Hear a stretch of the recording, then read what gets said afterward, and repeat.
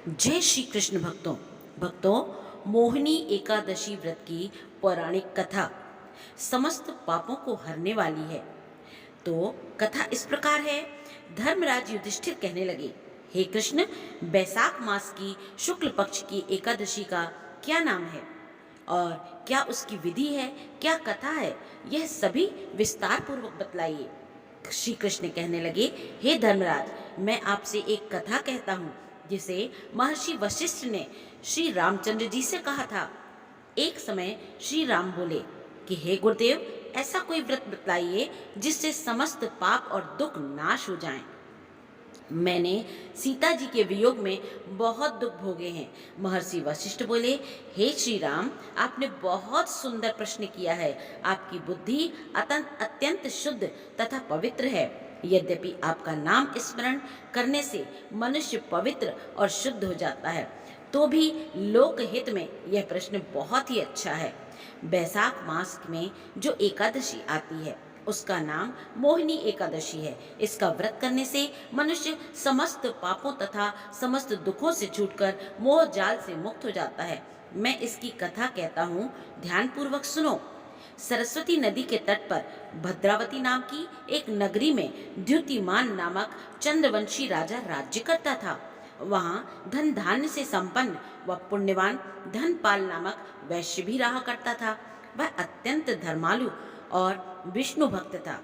उसने नगर में अनेक भोजनालय, प्याऊ, कुएं, सरोवर, धर्मशाला आदि बनवाए थे।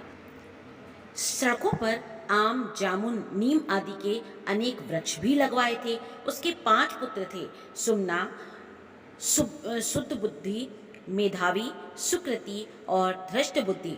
इनमें से 5वां पुत्र धृष्ट बुद्धि महापापी था। वह पितर आदि को बिल्कुल भी नहीं मानता था। वह वैश्या, दुराचारी मनुष्यों की संगति में रहकर जुआ खेलता और पर स्त्री के साथ भोग विलास करता तथा मद्य मांस का सेवन करता था। इसी प्रकार अनेक कुकर्मों में वह पिता के धर्म को नष्ट करता रहा और उनके धन को भी नष्ट करता रहा।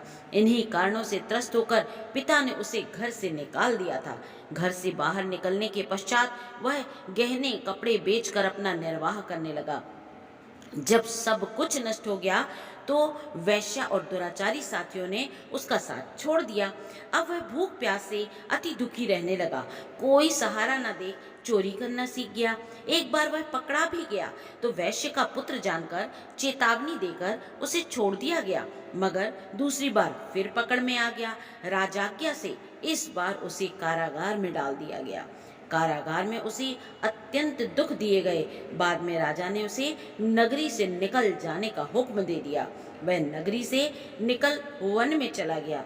वहां वन्य पशु पक्षियों को मारकर खाने लगा। कुछ समय पश्चात वह बहेलिया बन गया और धनुष बाण लेकर पशु पक्षियों को मार मार कर खाने लगा। एक दिन भूख प्यास से व्यथित होकर वह खाने की तलाश में घूमता हुआ कौंडिन्य ऋषि के आश्रम में पहुंच गया। उस समय बैसाख मास था और ऋषि गंगा स्नान करके वापस आ रहे थे।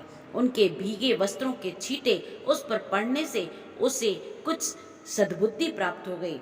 वह कौंडिन्य मुनि से हाथ जोड़कर कहने लगा, हे मुनि, मैंने जीवन में बहुत पाप किए हैं। आप इन पापों से छूटने का कोई साधारण बिना धन का उपाय बतलाइए। उसके दीन वचन सुनकर मुनि ने प्रसन्न होकर कहा कि तुम बैशाख शुक्ल की मोहिनी एकादशी का व्रत करो, इससे समस्त पाप नष्ट हो जाएंगे। मुनि के वचन सुनकर वह अत्यंत प्रसन्न हुआ और उनके द्वारा बताई गई विधि के अनुसार उसने व्रत किया।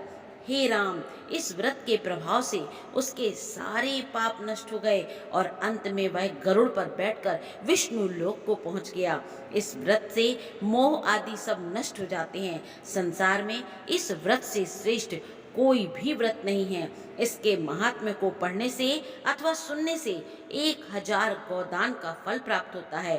तो भक्तों, आप भी मोहिनी एकादशी व्रत करिए और इसकी कथा श्रवण करिए और फल प्राप्त कीजिए। जय श्री कृष्ण भक्तों।